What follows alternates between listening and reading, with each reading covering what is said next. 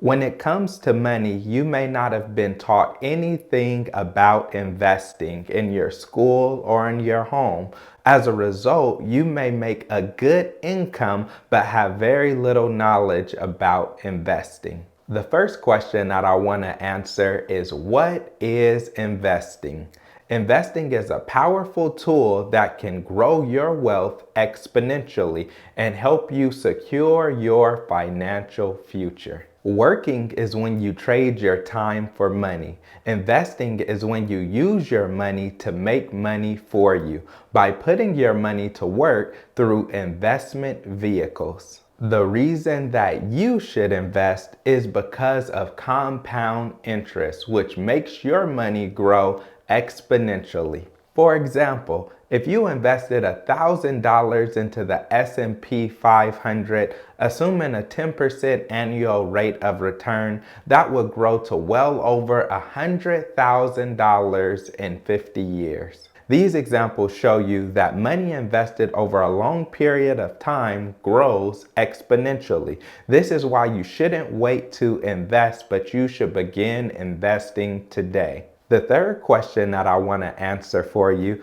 is, what are the various investment options that you have? You can invest in low risk investments, moderate risk investments, and high risk investments. Low risk investments are investments such as bonds, certificates of deposits, money markets, high yield savings accounts, and fixed annuities. These low risk investments are usually considered safe investments, but they have a low return of usually between 2 and 6% annually, which is not much when you factor in inflation. Low risk investments are great for people who are retired or they plan to retire, and their primary goal is to protect the money that they already have. Moderate risk investments are investments such as index funds, mutual funds, corporate bonds, and exchange traded funds. Moderate risk investments have many ups and downs, but they consistently go up over time at a rate between 6 and 12% annually.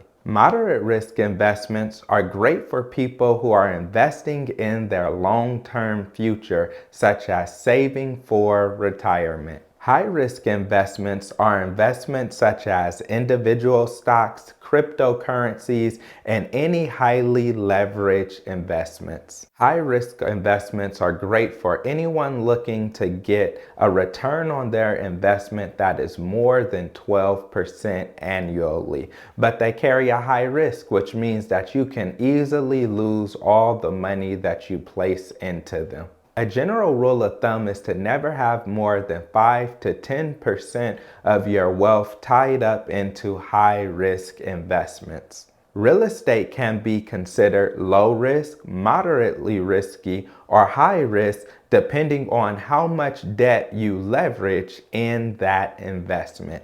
Many people ask the question of when should they save and when should they invest. The amount of money that you should have saved should usually be 3 times your monthly expenses that are saved in your emergency fund. Besides that, you should take additional money and invest it so that it can grow exponentially. If you plan on using the money soon, then you want to invest it in low risk investments. And if you are planning to use the money later, then you can invest it in moderately risky investments. But you do not want to leave all your money in savings, because your savings account will give you less than 1% interest on your money. So you put your money into a bank, your bank takes that money and they invest the money and they make money on your money, and then they give you less than 1% of what they make. Instead, what's better is if you take the additional money that you have in your savings account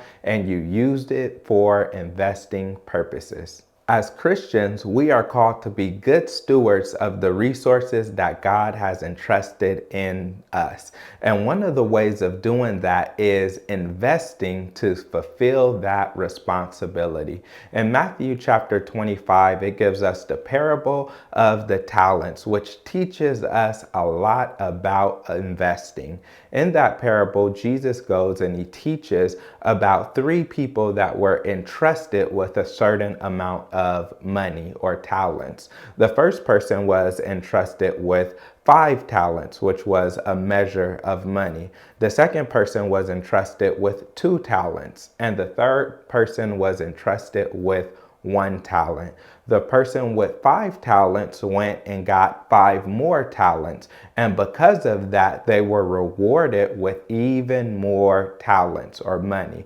The person with 2 talents grew it to even 2 more talents. So they doubled what they had. And because they doubled what they had, they were entrusted with even more talents. And the person who only had 1 talent went and buried the money into the ground. And so when it was time for them to present what they had, they only had that 1 talent. And that 1 talent was taken away from them. And the biblical principle was that they should have went and grew the money that they had instead of just going and putting it into the ground. In the same way, when we look at our bank accounts and we have a lot of money in them, then what it is it's like us going and putting money into the ground, because we get less than 1% interest on all of our income. But instead, what we should do is we should go and invest our money, because we know that inflation goes up each and every year. So if your money is just in a bank account where it's not getting much interest at all, then what happens is your money is actually losing value as it is sitting instead of gaining value by being invested. So some people may say, well, I don't know where to invest. And so if you feel like you do not want to take any risk at all, what you should look at is you should look at low risk investments, such as a money market account, where you take your money. You can take $1,000, $5,000, $10,000, and you can place it into a money market account. And you keep that money in there for a period of time, whether it's a few months, 6 months, or a year, and they will give you a percentage of interest, 3%, 4%, 5%, 6% interest on your investment or your money that you held there for that certain percent of time. That way you are actually growing the money that you have. And you can do that with bonds and CDs and other things as well. But you should put your money in a place where it is growing. And then really, a lot of us should really be investing in moderate growth or moderate risk accounts. Those are really our mutual funds, and our index funds are the #1 things that I recommend. An index fund is great because it just mirrors an index that is already going on, which means that it has very little fees. A lot of people who work in stocks will tell you that they can outperform the S&P 500, and they may or may not be able to outperform it, but the fees that they charge cut into your profits. That's why I enjoy investing in index funds like the S&P 500, where I know that my money is safe and that I'm going to get around 10% annual growth each and every year. Now, some years it'll be higher than 10%, some years it'll be lower than 10%, even being negative, but over time it will continually grow. And so when you're looking at your retirement, or you're looking at additional cash that you have that you want to invest for long periods of times, I recommend a moderately risky investment like the S&P 500, which is an index fund. Then for anyone looking at a high risk investment, I would say be very careful with that because it can put you in a really bad financial situation.